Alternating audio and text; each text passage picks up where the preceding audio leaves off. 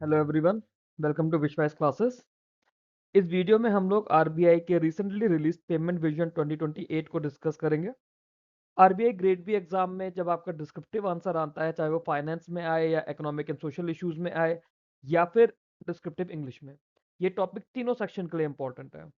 Descriptive English में इसलिए क्योंकि आपसे इसकी एनालिसिस करने के लिए आ सकता है कुछ भी।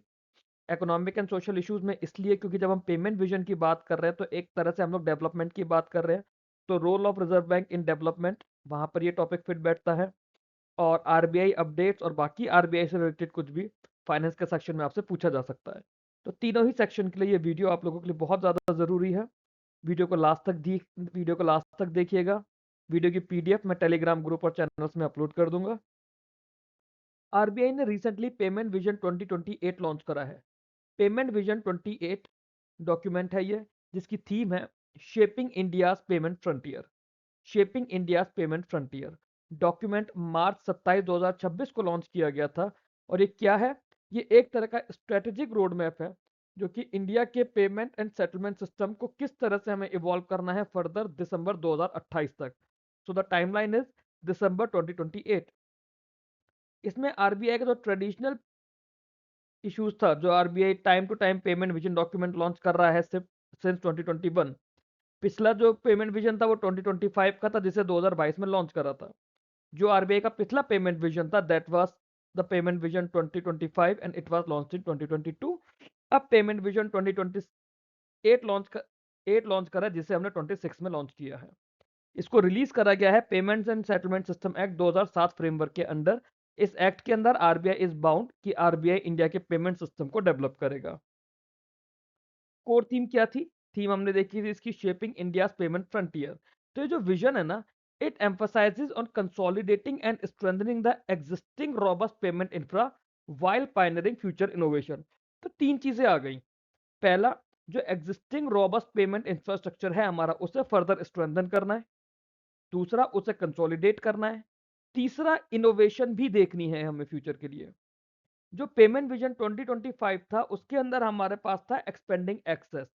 एक्सपेंडिंग एक्सेस उसकी मेन कोर था। वो क्या था? E payments for everyone everywhere and every time.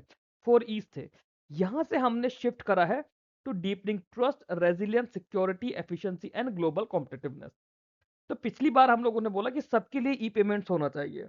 हम लोग यूपीआई को उसमें हम लोगों ने बढ़ावा दिया, आईएमपीएस को बढ़ावा दिया, सीबीडीसी लेकर आए। अब हमने बोला कि अब इतने लोगों के पास पेमेंट हो चुका है, ई पेमेंट लोगों के पास आ गया है, तो let's talk about deepening trust, resilience, security, efficiency and more importantly global competitiveness. अब इसका बैकग्राउंड क्या है कि जो रिसेंट आरबीआई के डेटाज हैं, रियल टाइम इलेक्ट्रॉनिक पेमेंट या डिजिटल पेमेंट में India 45 to 50% globally real time transaction जो हो रही हैं वो इंडिया में हो रही हैं। तो एक इंडिया ऑलमोस्ट दुनिया का आधा रियल टाइम ग्लोबल ट्रांजैक्शंस कर रहा है। तो जो नया विजन है इसके अंदर 5 पिलर्स हैं। The new vision builds on the 5 pillars of vision 2025। वो क्या थे? 5 पिलर जो 2025 के थे उनके ऊपर बना हुआ है। 2025 के 5 पिलर्स क्या थे? Integrity, inclusion, innovation, institutionalisation and internationalisation. जो पेमेंट विजन 2025 आया था उसमें 5 आईज थे: integrity, inclusion, innovation, institutionalisation and internationalisation. इसी के ऊपर नया विजन भी बना हुआ है। बट इसके अंदर हमने क्या करा? हमने टारगेटेड मेजर करा है टू एड्रेस इमर्जिंग चैलेंजेस जैसे कि fraud, cross border frictions and evolving business model. इन चीजों को भी हमने टारगेट करा है, क्योंकि हमने सिक्योरिटी की बात बोली है तो हमें जो फ्रॉड्स हो रहे हैं नए नए तरह के, हमें उन्हें भी देखना पड़ेगा। इंटरनेशनलाइजेशन या ग्लोबलाइजेशन की बात करी है इसमें, तो क्रॉस बॉर्डर फ्रिक्शंस और इवॉल्विंग बिजनेस मॉडल्स भी देखने पड़ेंगे। इस पेमेंट विजन के अंदर 15 की इनिशिएटिव डेवलप किए गए हैं। ये 15 की इनिशिएटिव 4 ब्रॉड एरियाज के हैं। की इनिशिएटिव के जो 4 एरियाज हैं वो क्या क्या है? User empowerment and control, strengthen safeguards against fraud and cyber risk, enhance efficiency in cross border payments, promotion of ease of doing business and innovation. कौन कौन से 4 एरियाज हुए? User empowerment and control, strengthen safeguards against fraud and cyber risk, enhance efficiency in cross-border payments, promotion of ease of doing business and innovation। ये 4 areas हैं, इन 4 areas के लिए 15 initiatives लिए गए हैं। उन 15 इनिशिएटिव्स को मैंने अलग-अलग थीम वाइज़ क्लासिफ़ाई करने की कोशिश की है। जैसे पहली थीम है safety, security end user empowerment, इसमें 3 अलग-अलग स्कीम्स हैं। ठीक है? तो इसमें पहला इनिशिएटिव क्या लिया है? Universal switch on off facility. Universal switch on off facility के अंदर क्या होगा? जैसे अभी क्रेडिट कार्ड या डेबिट कार्ड के लिए होता है ना, कि आप कार्ड को ब्लॉक कर सकते हो, कार्ड में लिमिट लगा सकते हो। तो इस तरह से ऑन या ऑफ जो पेमेंट मोड्स को ऑन या ऑफ किया जा सकता है। इसके अंदर जितने भी डिजिटल पेमेंट मोड हैं, यूपीआई हो गया, आईएमपीएस हो गया, एनईएफटी हो गया, आरटीजीएस हो गया, कस्टमर के पास, कंज्यूमर के पास ऑप्शन होगा कि वो कोई भी तरह के डिजिटल ट्रांजैक्शन को ऑन या ऑफ रख सकता है। अगर आपने फॉर एग्जांपल अपने अकाउंट सेटिंग्स में जाके यूपीआई को ऑफ कर रखा है, तो आप किसी भी यूपीआई ऐप के थ्रू पेमेंट नहीं कर सकते हो।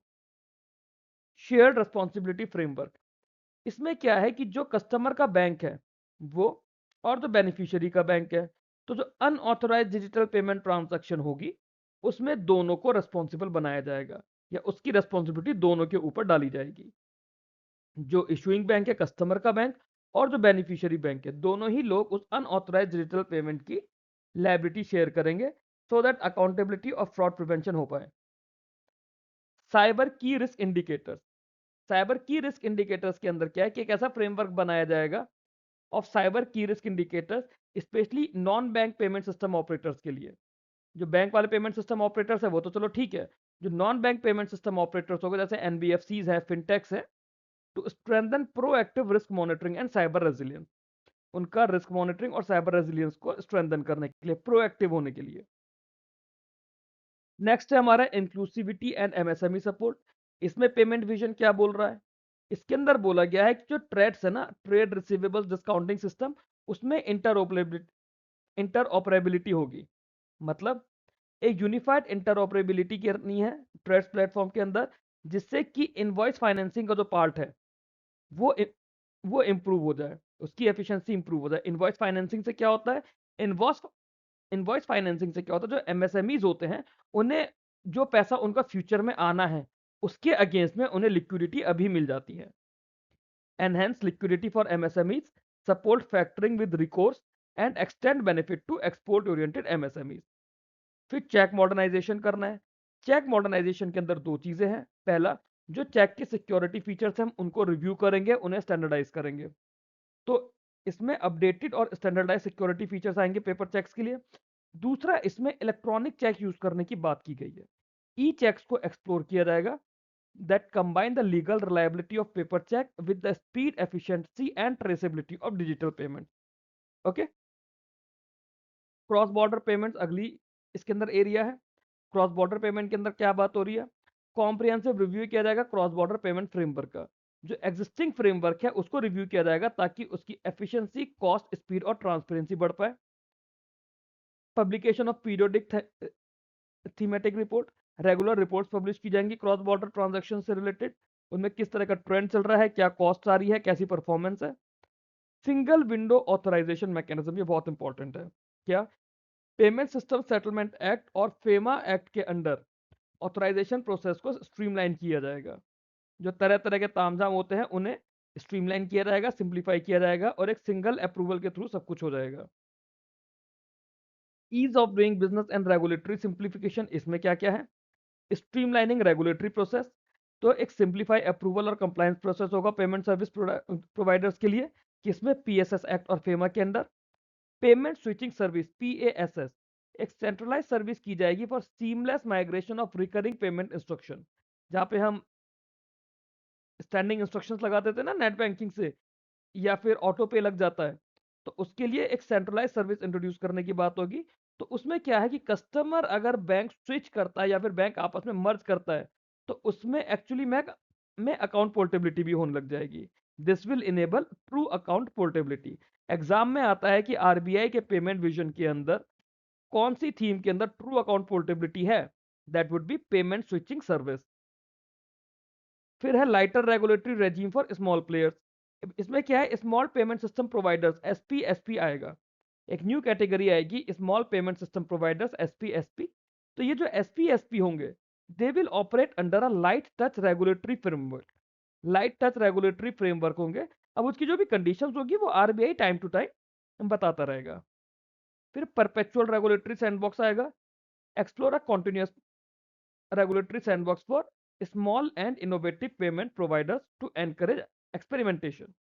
तो जो हमारे छोटे इनोवेटिव पेमेंट प्रोवाइडर्स हैं उन्हें एक्सपेरिमेंट करने के लिए, टेस्टिंग करने के लिए रेगुलेटरी सैंडबॉक्स दिया जाएगा। सो परपेचुअल इज कंटिन्यूस, एक कॉन्टिन्यूस रेगुलेटरी सैंडबॉक्स उन्हें दिया जाएगा। फिर लास्ट है हमारा इनोवेशन एंड सिस्टमिक स्टेबिलिटी। इसमें क्या है?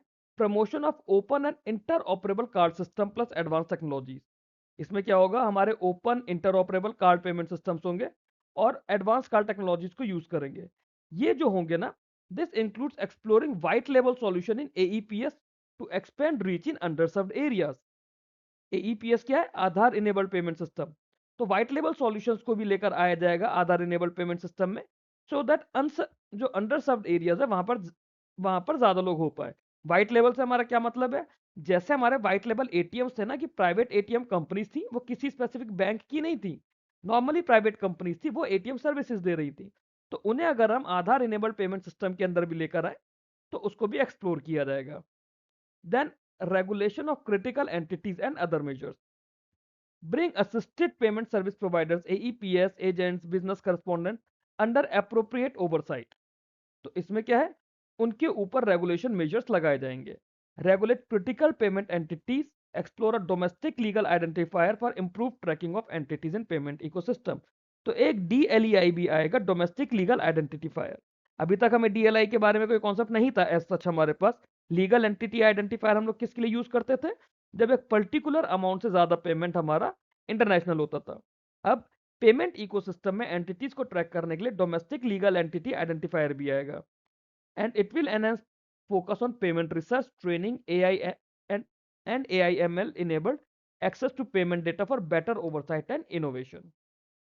तो ये 15 इनिशिएटिव्स थे जो इस पेमेंट विजन 2028 डॉक्यूमेंट के अंदर दिए गए हैं। ओवरऑल ऑब्जेक्टिव क्या है पेमेंट विजन का? अगर ओवरऑल ऑब्जेक्टिव की बात करें, यही एक्चुअली में इसका कंक्लूजन रहेगा अगर डिस्क्रिप्टिव में लिखने के लिए आता है। Payment Vision 2028 aims to create a secure, inclusive, resilient, innovative and globally competitive digital payment ecosystem। ये क्या है? जो हमने इसका जैसे जो 2025 वाले पेमेंट विजन की थीम थी ना, ई पेमेंट्स फॉर एवरीवेयर एवरीवन वाली, तो वो हटा के हमने यहाँ पे ये थीम डाल दी। Payment Vision 2028 aims to create a secure, inclusive, resilient, innovative, and globally competitive digital payment ecosystem. It seeks to empower user with greater control and protection. Greater control protection हमने कहा देखा? जहां पे ऑन ऑफ वाली services आ रही हैं, ई checks आ रहे हैं। Significantly strengthen fraud prevention and cyber resilience. हमने देखा कि इसमें क्या क्या फीचर्स आ रहे हैं, जैसे इसमें ऑन ऑफ वाला तो है ही है, फिर साइबर रिस्क पॉलिसी बनाई जाएगी, रिस्क असेसमेंट किया जाएगा। Reduce friction in cross border payments, support MSME financing and ease of doing business, maintain India's leadership position while preparing for future technological advancements. This vision balances rapid innovation with robust safeguards, ensuring the ecosystem remains trustworthy as transaction volumes continue to grow. तो इसमें तो कुछ ऐसा समझाने का था नहीं इस वाली स्लाइड में।